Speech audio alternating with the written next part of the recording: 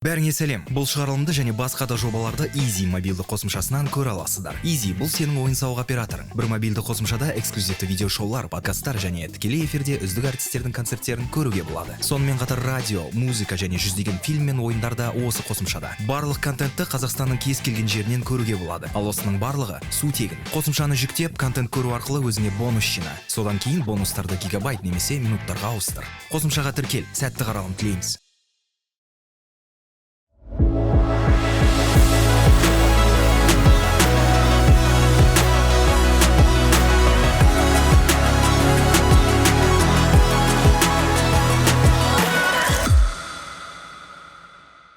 Әлемде сан түрлі сала бар. Әр қайсының өзінің бір ерекшеліктері де бар. Және де адам баласы өзінің қабілетіне қарай өз саласын меңгерсе, әр адам өзінің саласының үздігі болатыны сөзсіз. Армысыздар көрермендер, сіздермен бірге сан сала бағдарламасы. Оны жүргізіп отырған мен, сөйлемесе таңдайы, күлмесе маңдайы ауыратын сенімдістеріңіз Аяна Габдуллина. Бүгін бір ерекше мамандық иесімен таныстырғым келіп отыр. Қарсы алыңыздар, Easyге қонаққа келген Игіліков Шахмұрат. Ол кім? Шахмұрат бізде барбер маманы. Саламатсыз ба? Саламатсыз ба, Шахмұрат? Өте қуаныштымын сізбен танысқаныма. Мен де қуаныштымын. Жалпы әр саланың өзінің бір өзіндік ерекшеліктері бар ғой. Қызығы да бар, шыжығы да бар, қиындықтары да бар. Өзіңіз туралы айтып беріңізші. Өзіңіздің бала кезіңіздегі арманыңыз ба, барбер? Олай болған жоқ. Ал бастайық. Кезімде мен более әкем сияқты бір архитектор болғым келді.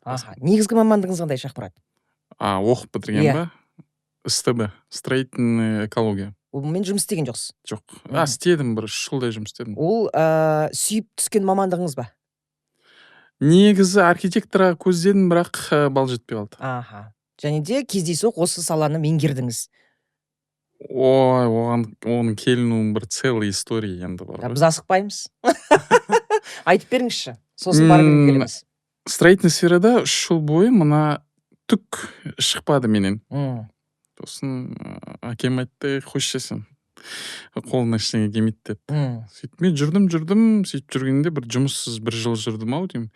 Бір күн үйге келді айтты, сен немесе зубтехник, немесе парикмахер болып көрсе деді. Мен жабысып қалдым сразу. Парикмахер болам дедім мен. Парикмахер. Өзің қызықтың?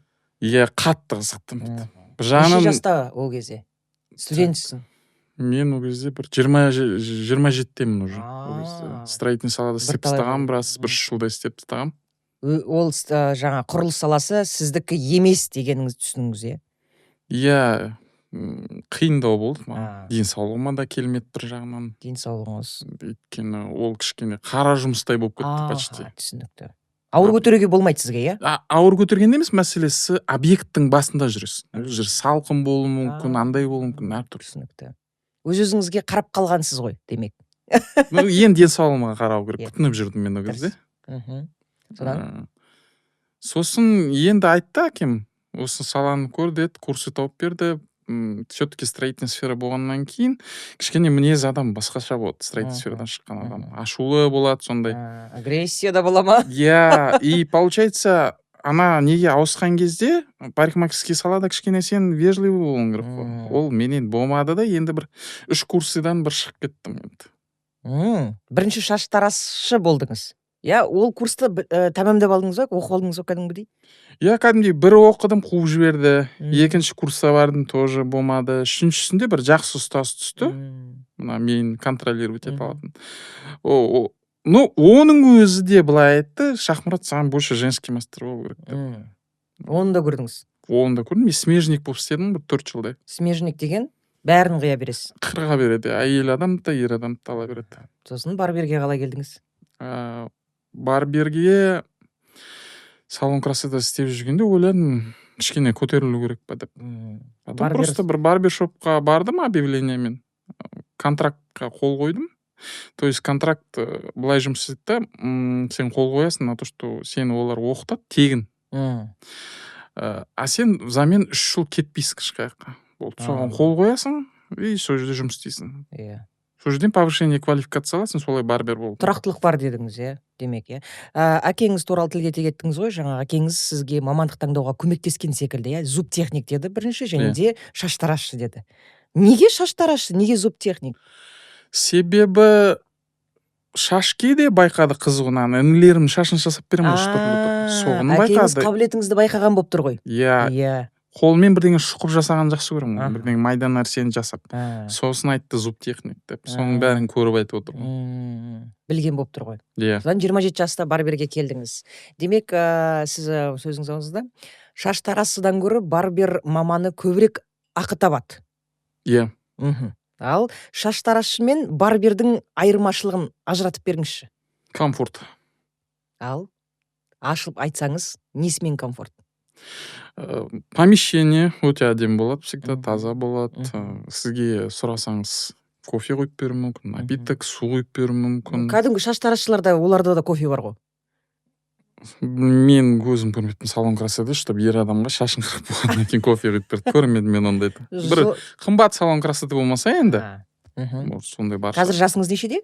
Қазір 36-тамын. 36-тасыз. 27 жасыңызда осы саланы меңгердің, және де осы сала сіздікі екенін ұғындыңыз, түсіндіңіз, иә?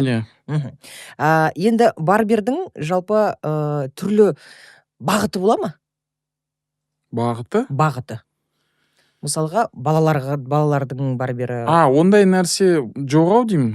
Просто бұл жерде былай ғой, личный интерес барбердің. Өзі қызықса, ұзын шашпен жұмыс істеуге маған кішкентай бар. Өзіне сильный сторонасы болады любой барбердің.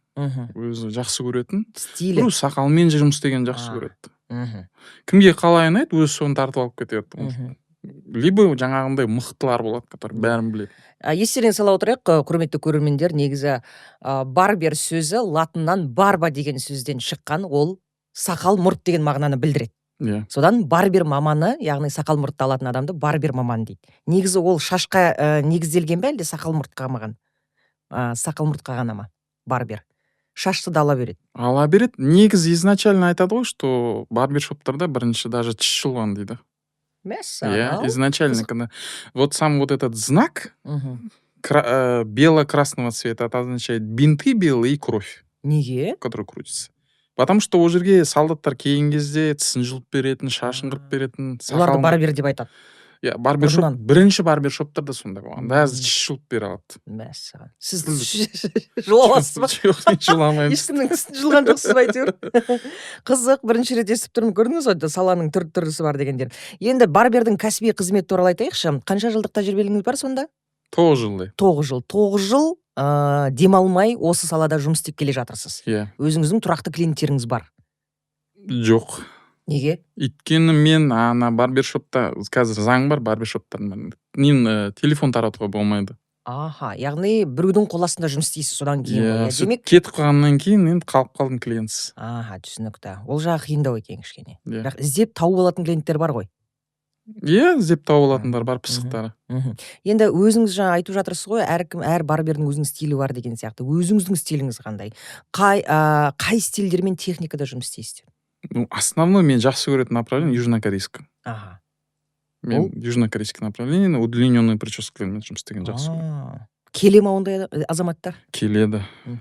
Сосын мен андай жақсы көремін, когда, как бы айтсам екен, более андай бір интересный бір киношный прическалар сұрайды ғой. Мультиктан бірдеңе сұрайды, кинодан бірдеңе сұрайды. Осындай жасап берші деп. Мен больше сондай қылсам. Яғни бұл да бір өнердің бір түрі десек те болады, шығармашылық жұмыс десек те болады. Оған бір идеялар керек үлкен, иә. Енді клиенттерге келейікші, клиенттердің ең ерекше немесе қызықты сұраныс қандай болды? Ерекше сұраныс? Иә. Не болған? Шахмұрат, менің шашымды емес басымды кесіп берші деген сияқты.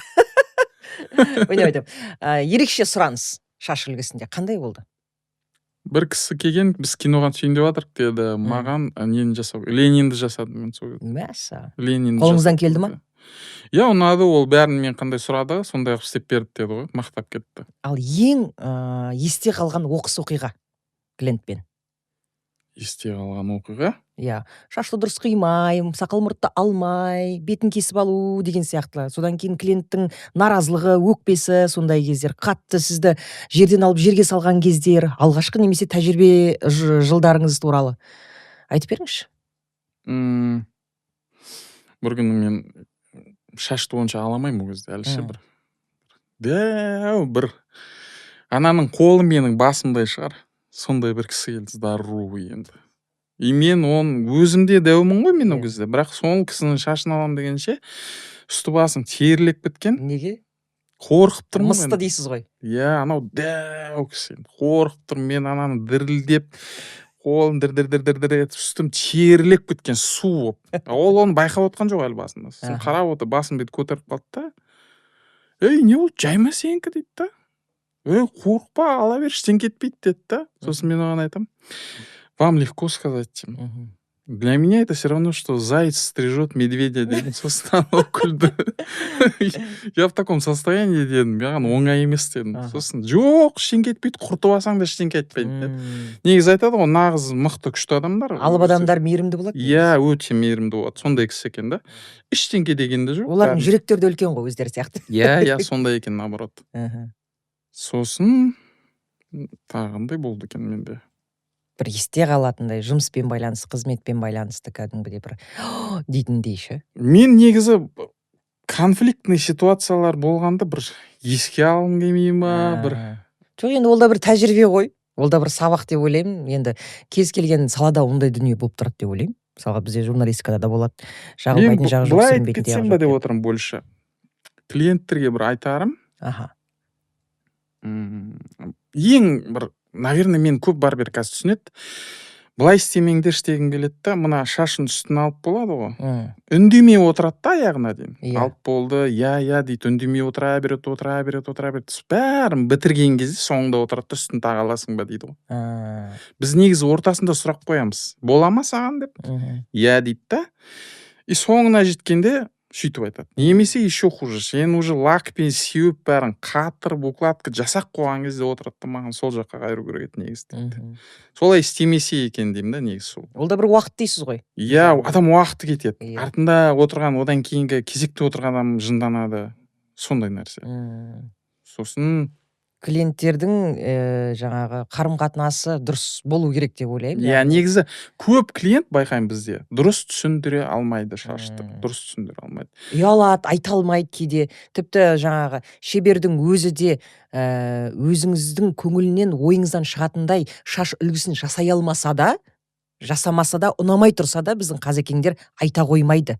Иә. Айта қоймайды, өкінішке орай. Сол айтылу керек деп ойлаймын. Иә, негізі сол ұнады ма, не ұнамады, соның моментті дұрыс ету. Дұрыс түсіндіру керек. Енді Шахмұрат қараңызшы. Мен бір рет барберге кіргенмін. Барбер шопта ер азаматтар менің шаш үлгімдей шашты қимайды екен. Неліктен қыз баласын алмайды? Ол бұрыннан келеткен барбер шоптың дресс-коды өзінің сонда. Ол әйел адамдар. Негізі қазір біздің Қазақстан барбершоптарында негізі ондай заң прям жоқ. Но негізгі барбершоптың дресс-коды бойынша әйел адамдар ішіне вообще кіргізбейді. Кішкентай балдар. Себебі бар ма? Ну, типа Америкада андай болған ғой, типа это типа ерлердің ғана жүретін жер сияқты өзі. Чисто мужской. Барбершоптың ішіне темекі шеге беруге болады. Бола береді. Сондай болған. Сіздің салонда сондай ма? Барбершоптың ішінде шеккізбейді негізі. Әртүрлі адамдар болады, біреулерге иісі ұнамайды деген. Но негізгі бұрынғы ескі Америкадан шыққан бірінші барбершоп сондай болған. Темекі шеге береді ішінде. Чисто мужской атмосфера ғой. Иә, балалардың шашын алмайсыздар ма сонда? Кішкентай балалардың? Иә. Жоқ, қазір ала береді бізде. Современный барберингті ала береді, қарамайды. Кішкентай бала бола ма, семьясы бола ма. Ал негізі именно бұрынғы барбершоптарда самый настоящий деп айтайықшы. Оларда болмайды. Мысалға, мен өзім кәдімгі шаштарашыға барам. Кейбір мен түрлі шаштарашыға барам. 20 мың, 25, 30 мыңдап тұратын. Бірақ шаш үлгімді менің ойлағанымдай ойымнан шықпайды.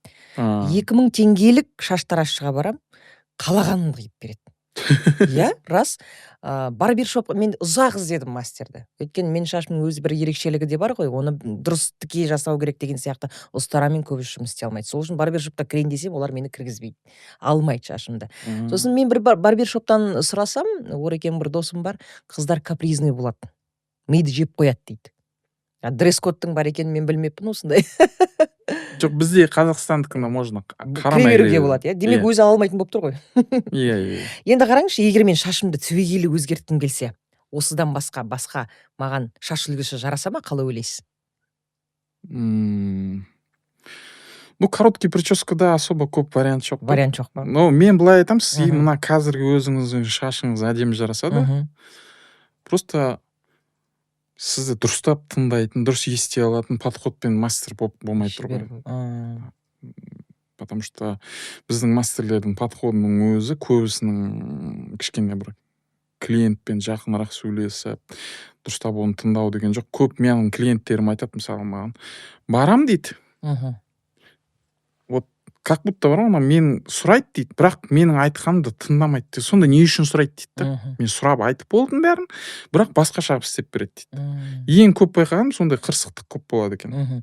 Ал кейбір клиенттерде болады ғой, енді осындай қылып қиып берші деп суретті алып келеді де, бірақ оның жаңағы бас деп айта ма, қалай, бас сүйегіне жараспайтын сән үлгісі де болады. Дұрыс па? Оны негізі профессиональный барберлер адам отырады ғой уже. На всякий случай кейбір кезде басын ұстап көреді. Сұрайды, сондай бірдеңе бар ма деп. Сосын анау не бар ғой, бородавка сияқты бірдеңе болады, баста шығып тұрған. Қал. Сонда заранее сұрап алады, потому что машинка егерде істеп кетсе қалың шашқа көрмей, оны жұлып алып кетуді өткір болады барберлердің машинкасы. Соны заранее сұрап алады. Оның бәрі алдын ала ескеріледі ғой, иә? Ал барбершоп деп айтайық, барбер маманның ең қиын сәттері, мамандықтың жалпы қиындықтарын айтып беріңізші. Ең қиыны ма? Иә. Адамның көңілінен шығу сияқты. Сол бар. Бірақ барбер кішкене уворотливый болу керек. Мысалға клиент без настроения еп қалуы мүмкін саған. Шуланып, жынданып, жер жарып келуі мүмкін. Сол кезде саған көмектеседі өзің именно харизма. Тілге жатып алған болуың керек. Сөйлесіп кішкене клиенттің ашуын басып, көңілін аударып кішкене. Суын беріп дейсің ғой. Менде де сондай болған. Клиент келді, шуланып, жынданып отырды.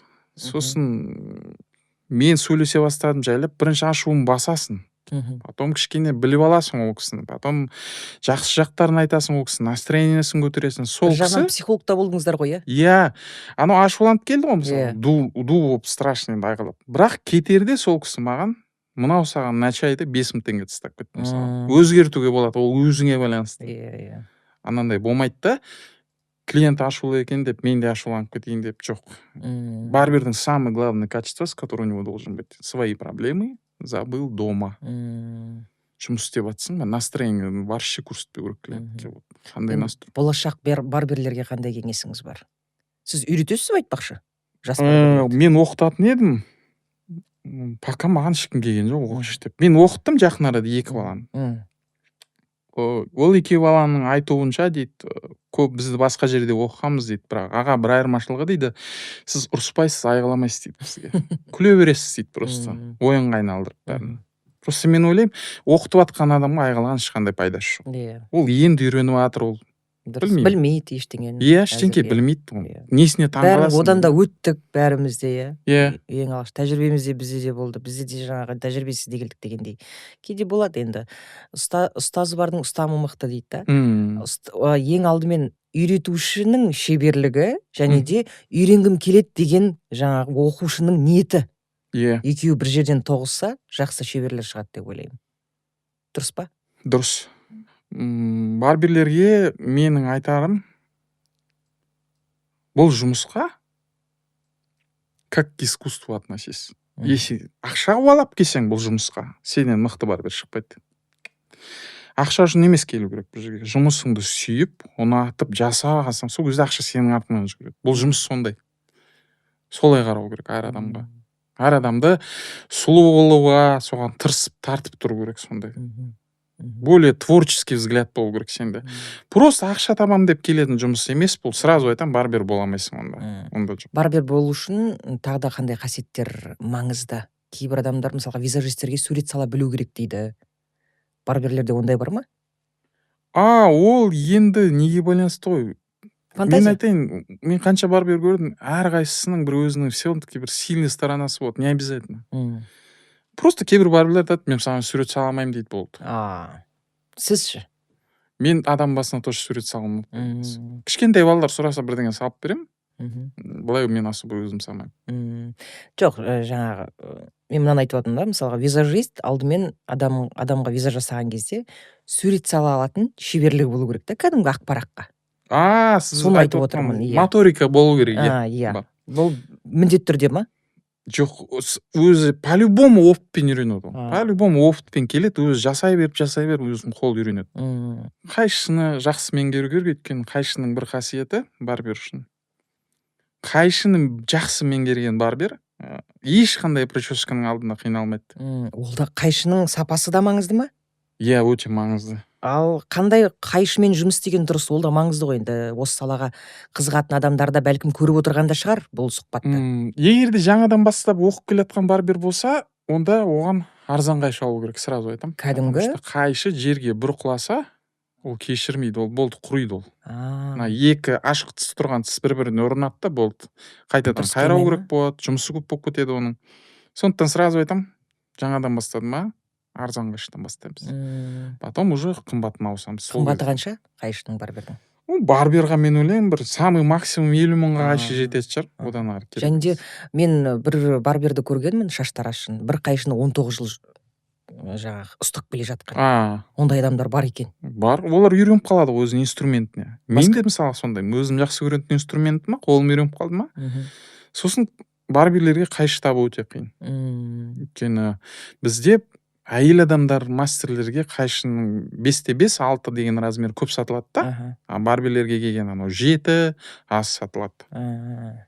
Жақсы бір қайшыны кәдімгі осы Қазақстаннан аласыз ба, әлде кейбір шеберлері бар? Кәдімгі Каспийден ала бересің. Мен айта алмаймын, что бұл жерде сіздің неңізге байланысты. Мысалы, сіз барберсіз 20 мыңға шаш аласыз дейік, мысалы. Соответственно, инструментіңіз де сондай болу керек. Онда не жалко дегенде ғой. Ал мен түсінбейтін едім, егер мысалы қымбат қайшымен барып бір простой жерде бір шаш таразда бір жұмыс істеп жатса. Неокупаемо просто. Сол жағына бұл шығар.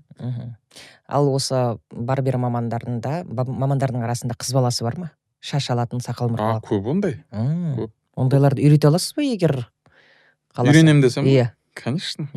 Олардың жұмыстары қандай? Ерекшелене ме ер азаматтармен бірге? Жоқ, кәдімгі оларда барбер ғой. Просто уровеньіне қарайсың ғой, қалай жұмыс. Қыз баласы демесең дейсің ғой. Бізде қалай айтсам екен, сіздерде критиковать етпейді ешкім бұл салада, ешкім. Әйел адам екен, барбер бола алмайды. Бізде жоқ ондай. Ол ана медицинада, хирургтарда бар ондай нәрсе. Әйел адамдар қатты критиковать етеді хирургтар. Иә, хирургтар негізі ер азаматқа жарасады деп па? Жоқ, психологиялық жағынан ол. Ал енді ер азаматтарға, біз секілді қысқа шашты азаматшаларға деп айтайықшы, шашты сәндетуді жеңілдету үшін қандай әдістерді қолдануға болады? Қандай мүмкін майлар, гель деген сияқты. Кейбір адамдар шаш үлгісін қиын қиятта, бірақ үнемі оны жаңағы өзінің фасонында ұстап тұру керек қой.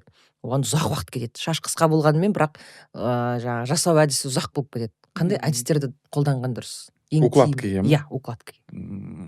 Қазір мен бір жаңа средствоны көріп жүрмін, менің клиентім алды. Өте жақсы, сальт деп аталады, на русском соль дейді. Получается, спрей. Просто себе саласың басыңа. И шашын жөндірсің. Иә, қайра саласың болды. Өте удобно, потому что оларға когда воск, паста, глина берсең, паутина дейік мысалы. Қолмен қолдануға клиентке ыңғайсыз. Дұрыс қолдана алмайды. Мен өзім қанша рет көрсетші деймін, қазір өзің қалай укладывать ететін. Дұрыстап жағамайды басына. Көп жағы жібереді. Ал анау, ол удобно. Себе салады просто и...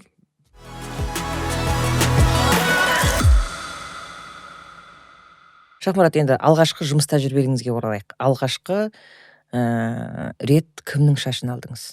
Бірінші ма? Иә. Әйел адам. Риза болды ма? Мен негізі, қазір маған ер адамдар кішкене ренжіп қалатын шығар. Иә, айта беріңіз. Самый некапризный, наоборот, әйел адам. Мен смежник болып істедім. Өйткені мен сізге айтайын, әйел адамның шашын құрту үшін, құртып бүлдіру үшін. Сен татабол қолын қисық адам болу керек та, енді оны құрту үшін ше.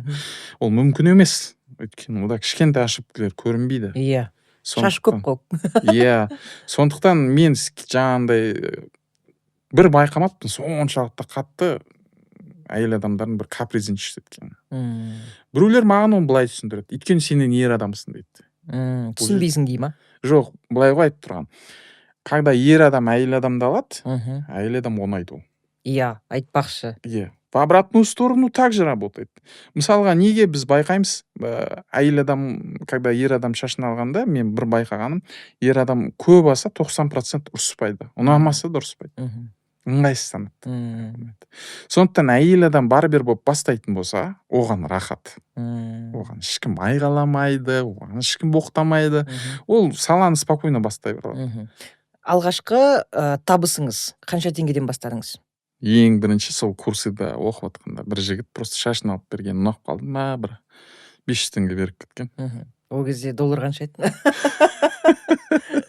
Кәдімгі шаштараз ба? Жоқ, курсы ғой кәдімгі. Оқып жатыр кісі, бастығым айтты. Оқытып жатқан адам айтты, жақсы алып берді ғой, сізді бір негізді беріп кетсеңізші дегенде бір 500 теңге тастап кеткен. Сол ғана. Алғашқы табысыңыз ба сонда? Ең бірінші ақша деп отырсыз ғой. Ал жұмысқа шыққан кезде ең бірінші сол бір 1500 теңге шығар. Басында сол мен 1000 теңгеден солай алатынмын. Барберлер қазір қанша теңгеден басталады табыс көзі орташа есеппен? Қанша теңгеден, қанша теңге дейін? Жақын арада барбершопқа кірген, 2 жыл опыты бар барбер, примерно айлығы жақсы. 400 мыңнан 650 мыңға дейін. Айына табатын табыс көзі. Ол тіпті жалға алып тұрса да, креслоны? Жоқ. Өзінің барбер 50-ге 50 кірсе егерде. 50-ге 50 кіргеннің өзінде осындай ақы таба ма? Иә. Мәссаған. Ер азаматтардың шаш тез өсе ма сонда? Айына неше рет келеді олар? 2-3 рет келеді ғой? Әртүрлі болады. 10 күн сайын келетін адамдар болады. Сәл өсіп кетсе шыдай алмайтын адамдар болады. 3 айға жоғалып кететіндер болады. Әртүрлі болады ер адамдардікі. Енді өзіңіздің осы саланы шеберлігін шыңдау керек қой. Үйрену керек, ары қарай оқу керек деген сияқты. Мен повышениеға барып тұрасыз ба? Уже кішкене қызықпай кеттім. Неге? 9 жыл ғой жұмыс істегеніңіз. Маған білмеймін, осы жетеді. Өзім денсаулығымды есептеп не қылып отырмын мен. Ары қарай бір ғана мақсатым бар, алды өзімдікін ашу. Мен шынымды айтсам, өзім егер ашатын болсам, неғып екенін білмеймін, жалғыз өзім жұмыс істегім келеді. Мәссаған. Неге? Ұнайды. Мен бір интернеттен бір японецті көргем. Кішкентай барбершоп ашып қойыпты.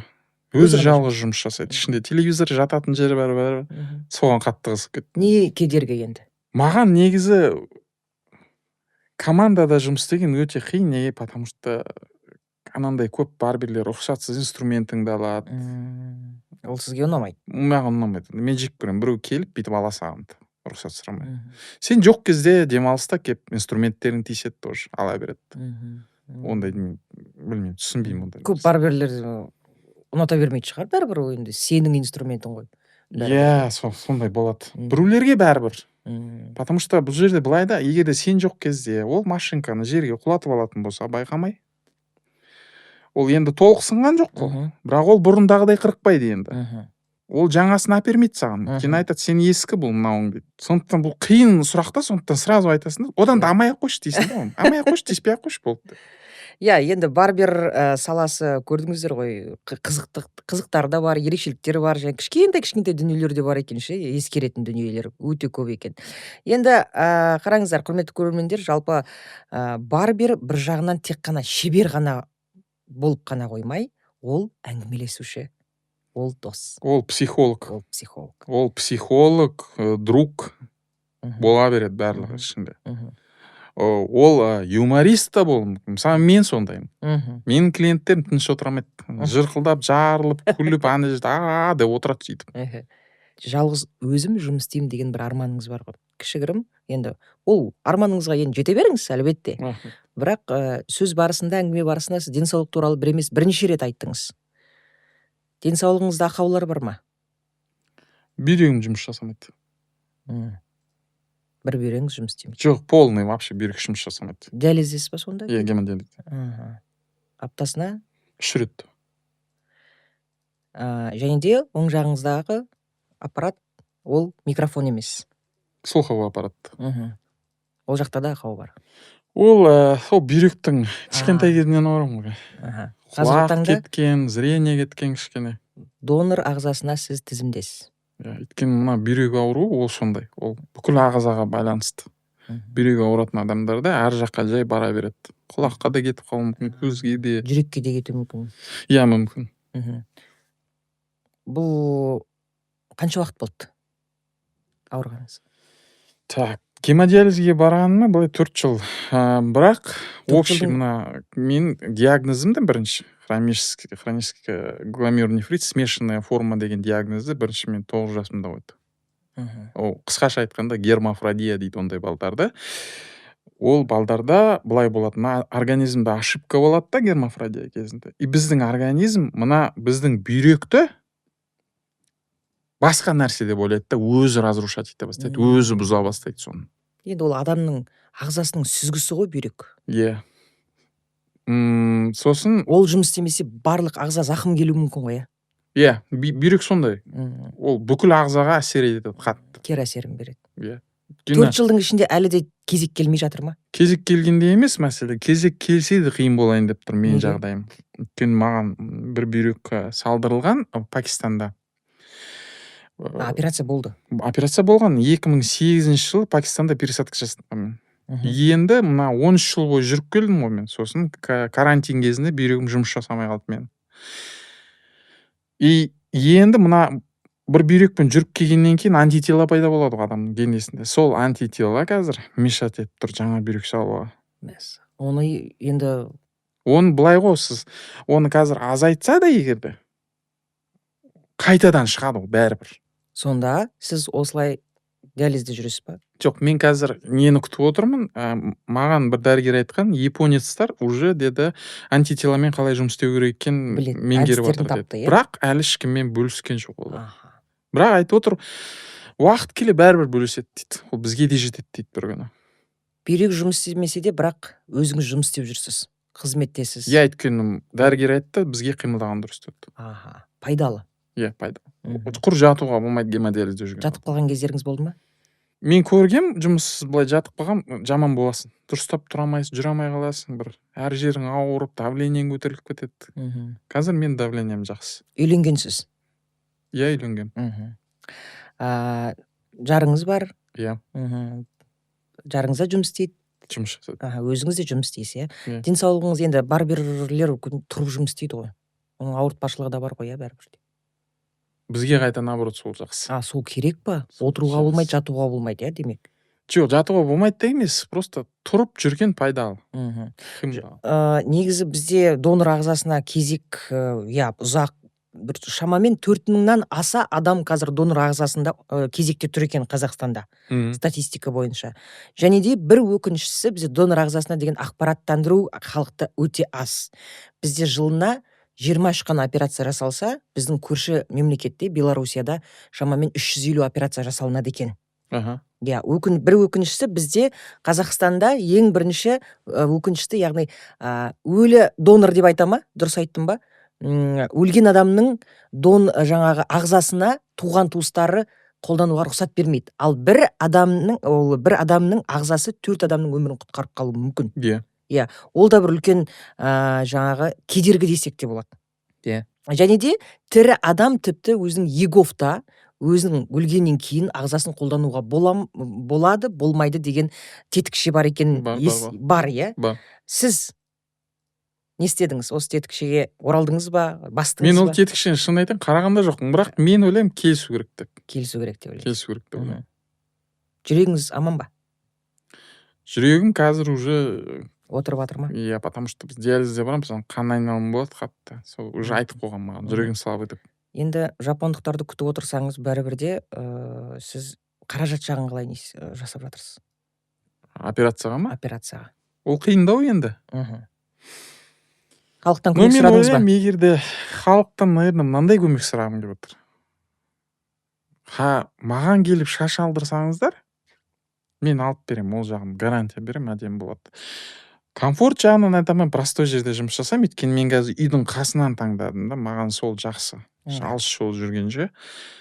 И арзан сосын менде. Қазір мен еститін шығар, көп студенттер, барберлер деппін ғой, студенттер балдар бар, ақшасы жоқ дейтін сияқты. Бірақ жақсы результат керек болса, жақсы прическа керек болса, маған келе берсін, менде арзан. 3,5 теңге менде. Осындай барбермін, негізі мен 6000 қалған бұрында. Бірақ қазір солай жұмыс істеп отырмын. Келем десе, пожалуйста. Ол да бір көмек болады. Маған өте үлкен көмек болады. Мен өз жағдайымды жасау. Мен ештеңе сұрағым келіп отқан жоқ. Мен өзім жұмыс жасап бағым келіп. Просто клиенттердің бәрінен айырылып қалдым. арасында может мен іздеп жатқандар бар шығар, таппай жатқандар. Әрине, сізде әлеуметтік желіде мен инстаграмыңызды ақтарып шықсам жоқсыз. 2-ақ фотоңыз бар. Неге оны дамытпасқа? Неге жұмыс процесін салмасқа? Өйткені мен мына шетін қыртсайтын прическалар бар, шетін қайталана береді ғой. Иә. Қызық емес сал. Жоқ, қайталана берді жоқ. Оның творчество жаңағы подходтары да бар негізі. Ол үшін мобилограф жалдау керек. Мүмкін солай шығар, мен өзім дұрыс түсіремін. Немесе өте қызықты бір идея айтайын енді, білмеймін, оны келісесіз бе, келіспейсіз бе, жалпы барып бердің. Жаңағы жұмыс процесі қызық қой. Қызығатын адамдар да бар. Енді миллион адам кірмесе де, бірақ 10 адамның ішіне бір адам қызығуы мүмкін да. Тікелей эфирге стримге шыққанның өзінде де. Мен оны жасайын деп жатырмын, Алла бұйыртса. Өйткені өте мықты. Просто қазір маған кішкене адам жинап алу керек болып тұр. Қазір біз кішкене жұмыс тұрып тұр, жұмыссыз отыр. Енді адамдар білмейді ғой мен уақытта істеп жатқанымды. Шаш үлгісі қалай алатындық барлығы, мысалы Шахмұрат туралы білейін десең, қалай алады десең, фотолар жоқ, жұмыстарыңыз жоқ, бір өкініштісі инстаграмда. Алатын ақпарат болмады. Соны тікелей сізден сұрайын дегенім ғой. Енді Шахмұрат өзінің саласының үздігі деп айтсам артық етпеймін. 9 жылдық тәжірибесі бар болғаннан кейін сенімді өзіне, балалардыкінде, әйел адамдардыкінде шашын ала береді. Бірақ көбінесе ер азаматтармен жұмыс істейді. Қазір әйел адамдарды алмаймын. Алмайсыз, тек қана ер азаматтармен. Бірақ амал жоқ, кейбір кезде кішкентай қыздарды алып келеді. Алып беріңізші деп алып бере саламын. Яғни оған отказ бермейсіз, орысша айтқанда. Енді жұмыссыз отырғанша бірдеңе істей салған дұрыс. Егер Шахмұратты табам десеңіздер, инстаграмдағы парақшасы міне жазылған. Шахмұратқа жазылып, бір жағынан енді өзінің сүйіп жасайтын мамандығынан ләззат алуға және де денсаулығына бір көмек ретінде қараңыздар. Сауап болады. Алып қосарыңыз бар ма, Шахмұрат? Айтарыңыз, бұрыннан бері айтқым келіп жүреді деген мәселелер, толғандыратын көкейіңізді көкейкесті сұрақтар, мәселелер, Қазақстандағы денсаулық бағыты. Оның бәрі уже көбісі айтылып кетті, көбісінің қазір. Сіз айтыңыз, өзіңіздің ойыңыз бар шығар. Гемодиализдердің атынан сұрап отқандары сол жаңағы нені қабылдасын деп, жаңа заңды мына органды беретін деп ше, рұқсат. Қиын, особенно кішкентай балаларды жалко. Мен дәрігермен сөйлескем, орган көп болса соларға жетіспейді. В первую очередь, очередьте тұрған кішкентай балалар өте көп.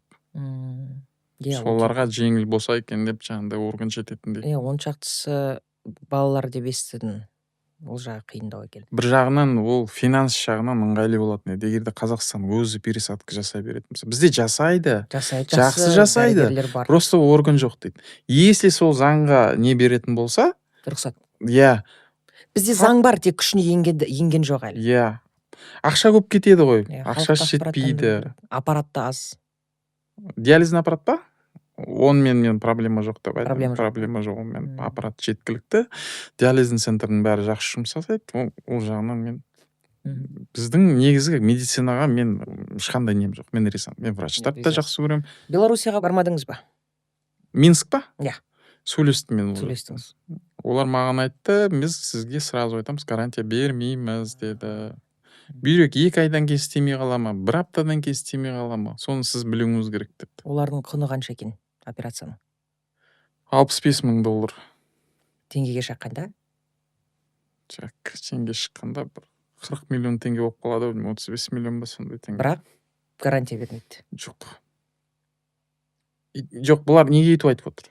Дұрыс оның айтуы да. Антитела деп отыр.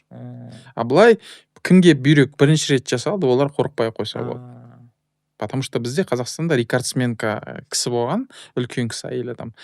Пересадка трупный орган, Германияда жасалған трупный орган, именно өлі адамның бүйрегі салынған, сол кісі сол бүйрекпен 35 жыл жүріп берді. Сол кісі қазір тірі. Бүйрегі просто істемей қалды, уже уақыты келді. Үлкен кісі, кәрі кісі қазір бірақ диализге барып жатыр. Қазір не істейді, ол үлкен кісі, ол диализге. Демек, пересадка болса да, бірақ адамның бұл ұйқасып кететін организміне байланысты. Әркімнің организмі сразу итеріп жіберуі мүмкін бүйректі. Соған байланысты. Сондықтан Минсктің айтатын да сол.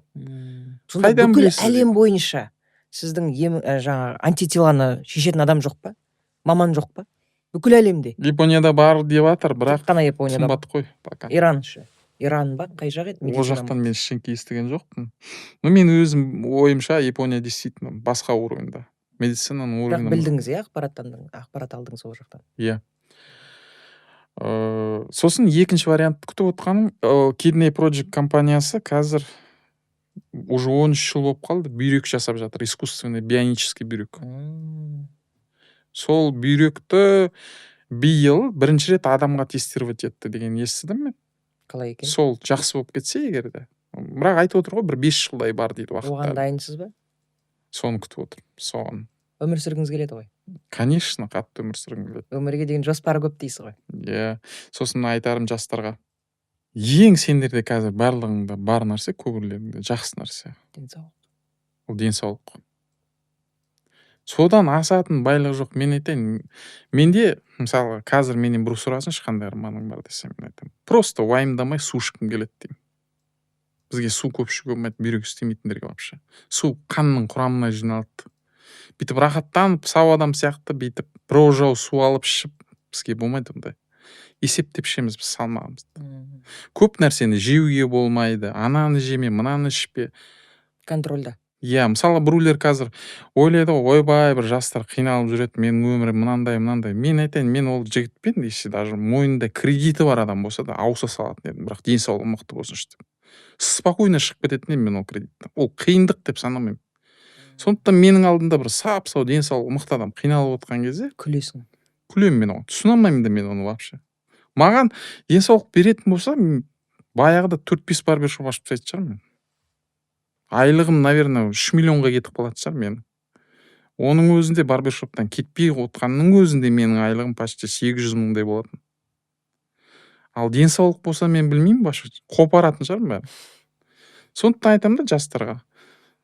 Ценить етіңдер, денсаулықтарың бар. Ең мықты сендердің байлықтарың Алла беріп отқан. Ол денсаулық болды. Одан артық ештеңке жоқ. Денсаулық болса болды, еркек адам бәріңе. Балаларыңыз бар ма? Жоқ. Ол әсер ете ме? Бүйректің жұмыс істемеуі ұрпақтың ұлғаюына. Иә, сол бүйректен болып тұр ғой бәрі. Мен айтамаймын, мен бақытсызбын деп. Мен бақыттым. Өйткені Алла маған осындай сынақтар берген шығар, мен шүкіршілік етем. Көтере алатындай қылып береді ғой енді сынақ. Иә, біреулер мысалға бала болмаса бір түңіліп кетеді ғой. Менде ондай жоқ. Мен бақыттым. Мен шынымен бақыттымын. Несімен бақыттысыз? Не нәрседен? Өйткені мен 32 жасқа дейін жалғыздық көрген адаммын. Ауруымның кесірінен, ауруды енді қыз баламен кездескенде сразу айтасың ғой, осындай ауратыным бар деп. Жоқ болып кетеді адам, сразу қашып кетеді. 32 жасымда мен өзімнің жарымды кездестірдім бірінші рет. Айттыңыз. Мен таң қалғаным сол кезде. Қанша ауырып жатырмын, жағдай нашар болып баратыр. Бүйрек істемей қалды, карантиннің кезі. Сол кезде мені сондай қабылдап тұрды. Больницаға келіп, тамақ әкеп тастап, қарап, мен өмірімде ондай адамды вообще кездестірмеймін. Негізі бұның барлығының басы, бұның бастауы Алладан жалбарынып сұрау. Менің әйелімді мен айтам, Құдайдың маған өзі берген подаркасы деп айтам. Не себепті? Өйткені ол 2-3 ай бұрын олдың алдын ала. Мен түнде жылап жатқам. Жалғыздық мені жеп қойды деп уже шыдамым бітті мен жалғыздықтан. Жылап жаттым да, жақсы бір ағам айтқан тұғын, Шахмұрат, сен Алладан сұра дейді да. Жай сұрама дейді. Мінезін сұра, түрін сұра, бәрін сұра. Сұрай бер дейді, жақсы көреді дейді. Алла ондай. Тұрдым да, дәретімді алдым, түнгі сағат 3-тің кезі. Жылап тұрып, жалбырынып тұрып, сұрай бастадым. Әйелім бой ұзын болсын, осындай болсын мінез. Ең бір точка қойғаным сол кезде, қатты ерке болсын деп айттым мен. Қатты ерке болсын дедім. Сол еркелігімді мен көтеріп берем дедім мен. Алақанымды ұстаймын дедім. Мен саған сөз берем дедім. Бір ренжітпеймін мен ол қызды. Маған бер соны дедім.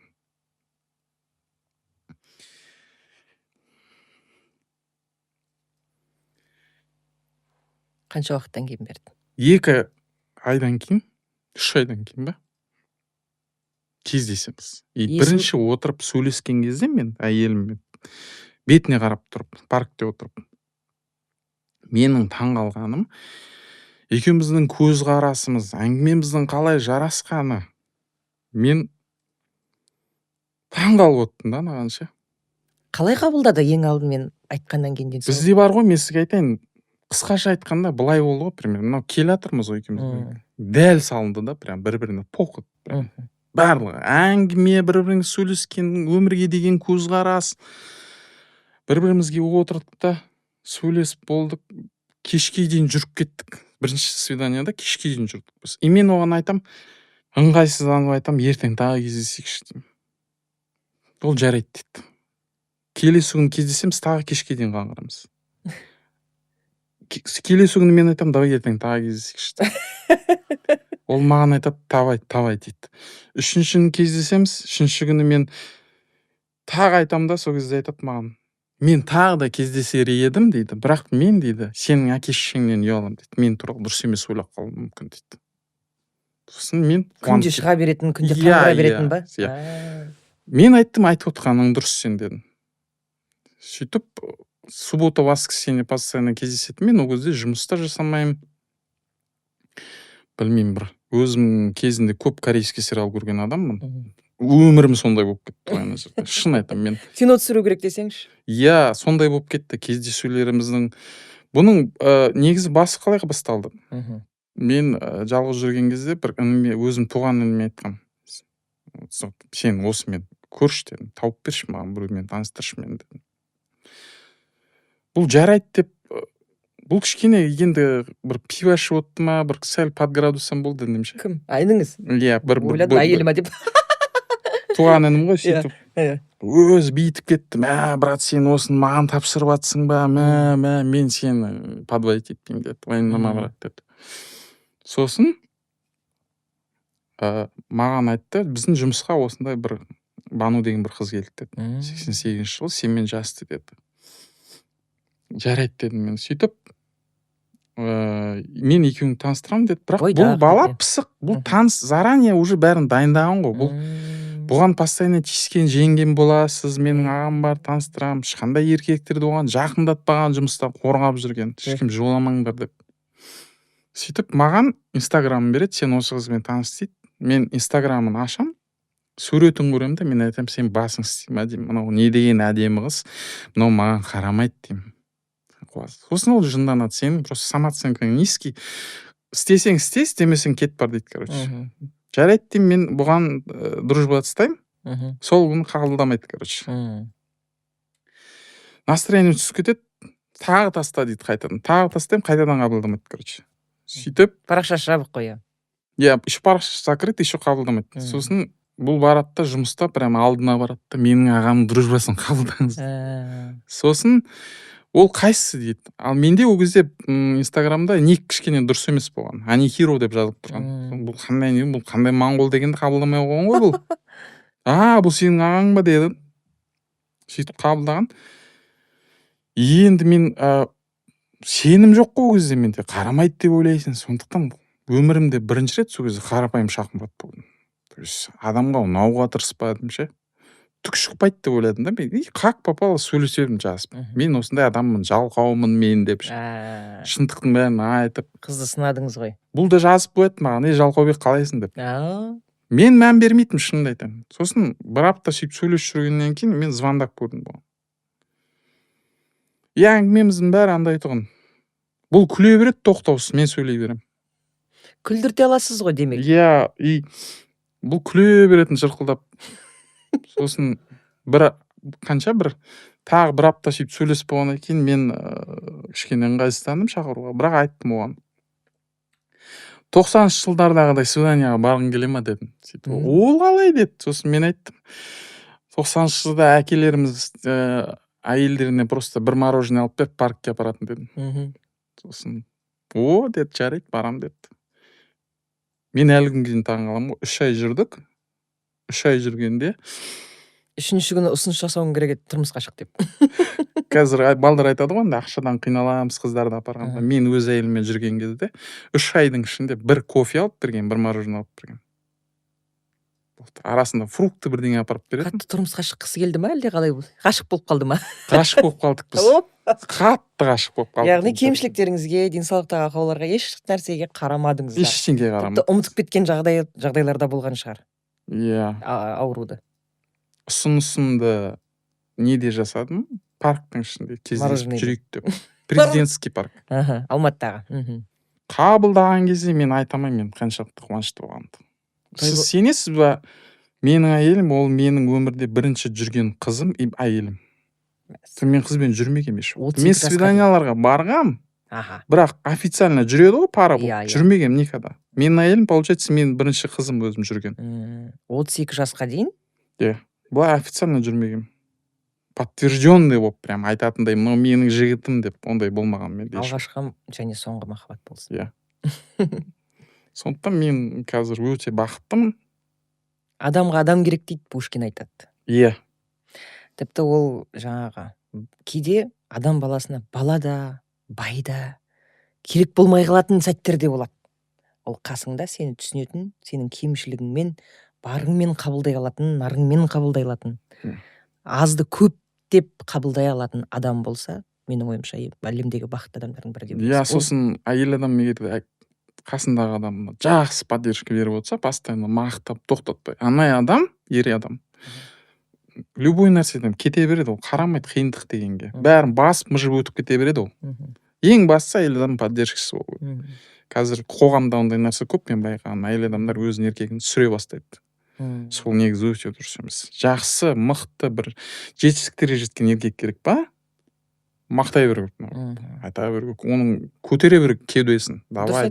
Адамды түсіре берсең, ол түсе береді ғой. Енді әсіресе ер азаматтар, олар бала секілді ғой, маңдайынан сипалап, негізі арқасын қағып тұрсаң, олар деген шабады ғой негізі. Ал өкінішке орай біздің қоғамда әйелдер сен мұндайсың деп енді түсіре беретін әйелдер, азаматтар көп. Енді әркім бақыты өзінің қолында деп ойлаймын. Әйеліңізбен, мамандығыңызбен қателеспедіңіз, демек бақытты адамдардың бірісіз. Сосын кімдерге, еркектерге наоборот айтатыным бар. Әйел адам ол, мысалға сендер кішкентай қыздарыңды өсіресіңдер ғой. Сол кезде қалай қарайсыңдар кішкентай қызға? Әйел адам содан ешқандай айырмашылығы жоқ. Ол да кішкентай қыз сияқты. Саған просто оның әкесі оны еркелетіп өсіріп алып кетті. Просто саған беріп жатыр енді. Ары қарай сені өсір деп. Кішкентай қыз сияқты қарауың керек. Еркелеп жатыр ма, еркелігін көтер. Ашуланып жатыр ма, кетіп қала тұр, кішкене ашу басыла тұрсын. Ол онымен спорласып айғаласатын нәрсе емес ол. Әйел адамды жең алмайсың, сразу айтам, жең алмайсың. Тырыспай-ақ та оны спормен де жең алмайсың. Даже ученый бол, аргумент беріп та, сен оны жең алмайсың. Аргументің жұмысы жоқ ол. Табиғат сондай енді әйел адам. Табиғат сондай. Сосын әйел адамнан ол нәрсе сыртқа шығып тұру керек. Оны қабылдай білу керек. Ол сондай, ол просто жоқ болып кетті, ол қашады. Сосын өзі келе жатыр ма егерде саған қайтадан татуласуға, анандай сөздер айтушы ма? Бұрынғыны еске алып. Шуын басылды ма? Айтпа ондай, үндеме, керегі жоқ, қайтадан бұрылып кетіп қалады айтса. Айтпа. Қайтадан ұрсып қаласыздар, одан да үндемей, наоборот, еркелетіп, құшақтап, бір-екі рет сүйіп жүр, болды, ол керегі жоқ. Әйел адам, кішкентай қызға қалай қарайсың, тура солай қызыңдай ұстау керек әйел адам. Отбасы идеологиясы деп аталады да, бұл деген. Енді 5 жыл үйленгендеріңізге 5 жыл болды. 5 жылдың ішінде қарым-қатынастарыңызда қиындықтар болды ма? Қиындықтар? Жоқ. Түсіне алмайтын жағдаяттар, ұрсу деген сияқты. Жоқ, ұрсу болып тұрады. Просто оған как имеющийся нәрсеге относиться ете беру. Ажырасам деген ой қалыптаспады ма? Жоқ, ондай вообще болған жоқ. Ол бізде прям анандай темаға қойылып қойған. Никогда көтерілмейтін тема ол. Бізде сол заң бар үйде сондай. Сол никогда қанша жерін ұрсып тұрсаң да, сол нәрсені айтуға болмайды вообще. Ол алдын ала келісілген дүние. Уже айтылып қойған нәрсе оның бәрі. Бізде өкінішке орай қарым-қатынастарда ер мен жігіт пен қыз болып жүрген кезде бір-бірімен сөйлеспейді ғой. Өкінішке орай. Бір-бірін идеал көреді де соған мәз болып жүре береді. Бізде сөйлесу, қазақ семьясында болсын, қазақ жігіттер мен қыздар болсын, ашылып сөйлесу өте аз. Өкінішке, сол ашылмай сөйлегеннің кесірінен кейін тұрмысқа шыққан кезде, үйленіп үй болған кезде барлық кемшіліктерің шығып бастайды. Кеш болып кетті. Содан бір-бірін түсінбейді, сосын ажырасу басталады. Бірақ мен айтайын, ұрынып қалған балалар болса егерде, өзі үшін кішкене психологияны изучать етсін. Әйелдің психологиясын ба? Өйткені ол арқылы әйел адаммен сөйлесіп отырып, бәрін біліп алуға болады. Спокойно. Қандай адам ашуланған кезде қандай болады. Жай понятийшкім түртіп отырып, бәрін біліп қоюға болады ол адам туралы. Ал қандай лайфхакпен бөлісесіз? өзіңіз психологияны меңгердіңіз әйел бе? адамның алдына келген кезде біріншіден ер адам кішкене тыңдап көзбен қарау білу керек. Қарап отыру керек, тыңдау, мінезі қандай, қалай сөйлеседі, қалай ашуланады деген сияқты. Ер азамат қабақпен және Бізде көзбен наоборот. сөйлей ғана білу керек деп ойлаймын. Бізде оны балалар шатастырып алған, бізде былай істейді балдар. Өзін көрсетуге келген сияқты келеді. Қол көтеру, айқайлау, шапалақ тарту деген Жоқ, сияқты ма? өзін көрсетуге, түсініп тұршы, мақтанып, мені бір как будто мен витринада тұрмын да, мені бағалаңдар деген сияқты. Мен мынандаймын, мен сондаймын. Ол әйел адамға қызық емес ол. Эгоист. Қызық емес. Бірінші әйел адам тыңдау білу керек. Тыңдау білгеннен кейін сен оған подход табасың. Сен бірінші көріп ал, ол қандай екен. Сосын ана сөз бер дегендей, өзін тыңда, қара, сосын жайлап не қаласың. Енді сөздеріңіз іспен жанасады деген үлкен ойдамын. Бұндай азаматтар бар екен ғой бұл қоғамда. Сізді кездестірген Бану бақытты, сіз оны кездестіргенсіз бақыттысыз деп ойлаймын. Рас жаңа айтып жатырмын ғой жоғарыда. Құдайға шүкір, мамандықтан қателескен жоқсыз ғой. Жоқ, қателескен. Жарыңыздан қателескен жоқсыз. Басқа не керек? Тек денсаулық керек. Денсаулығыңыз зор болсын, Шахмұрат. Өте қызықты, тұшымды және әсерлі сұхбат болды.